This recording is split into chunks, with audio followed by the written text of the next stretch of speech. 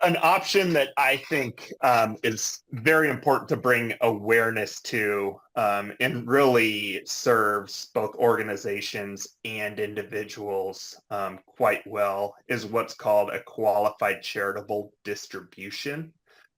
What that means, quite simply, is that any individual that's reached age 70 and a half or above can make cash gifts directly from an IRA to a charity. The benefit of doing so is that when somebody reaches anywhere between age 73 and 75 is you are required to take money out of an IRA account based on a standard set by the IRS. It starts at 4% and goes up every year after. But by gifting from an IRA, you avoid income on the money gifted. So you avoid income taxes on the money gifted.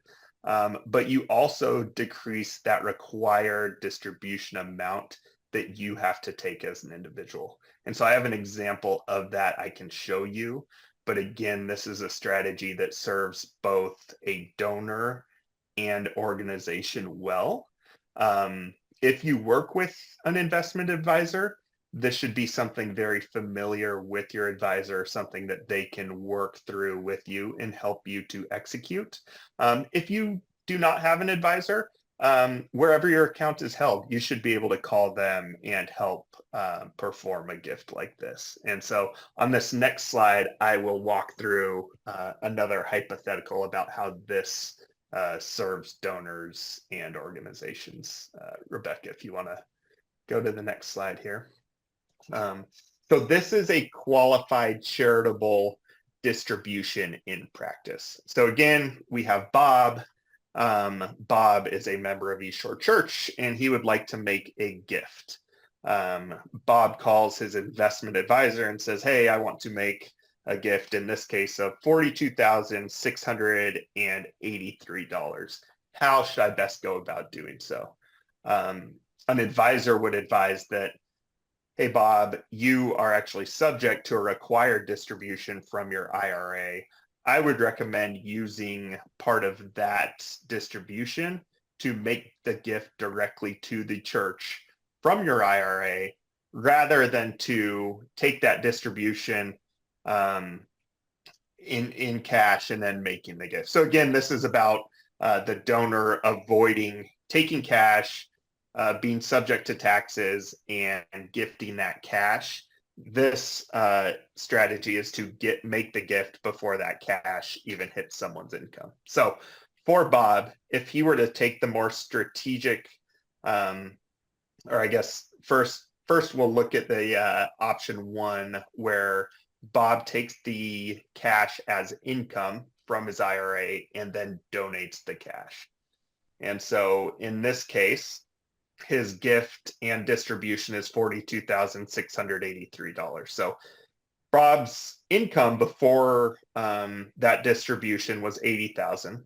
With the additional distribution, now his gross income is just north of $122,000. He's now taken that distribution in cash. So he gifts the $42,683 in cash. Because he made that gift, he does get the itemized deduction, which when you take that gift away from the $122,683, now his taxable income is $80,000. However, if Bob were to have alternatively made the gift directly from his IRA, rather than taking the income from the IRA and making a cash gift, what you see is that Bob has maintained his initial income before the RMD, which was $80,000. He has made a gift again of cash for $42,683. So he's made the same cash gift. However, this gift has come out before it ever went into Bob's account, before it was taken as income to Bob. So now, rather than needing to itemize the cash gift, Bob can take his standard deduction, so additional income savings for Bob.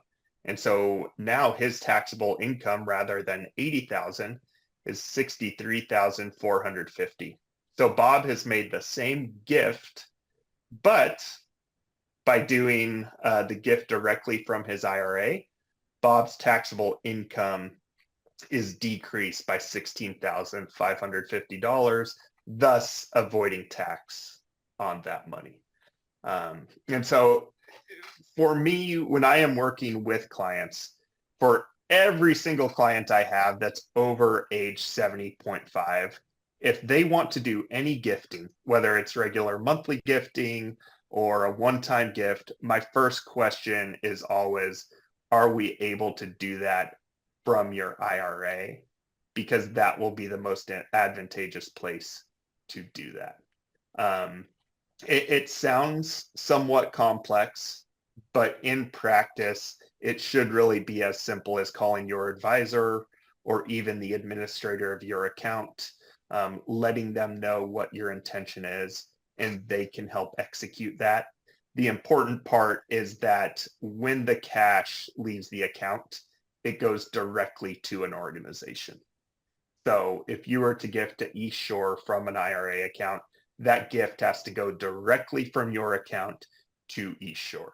It cannot go to Bob's account at Bank of America and then write a check to East Shore. For lots of custodians like a Charles Schwab or a Fidelity or a Vanguard, you can actually get checks associated with your IRA. And so you could write a check from your IRA account directly to an organization, and that would satisfy kind of that purpose of the cash going directly from the IRA to the organization. So out of all the things we talk about, I think this is one that is very practical and realistic for anyone over age 70 and a half to consider, should they desire to make any gifts to East Shore or any 501c3. So good strategy to have in mind.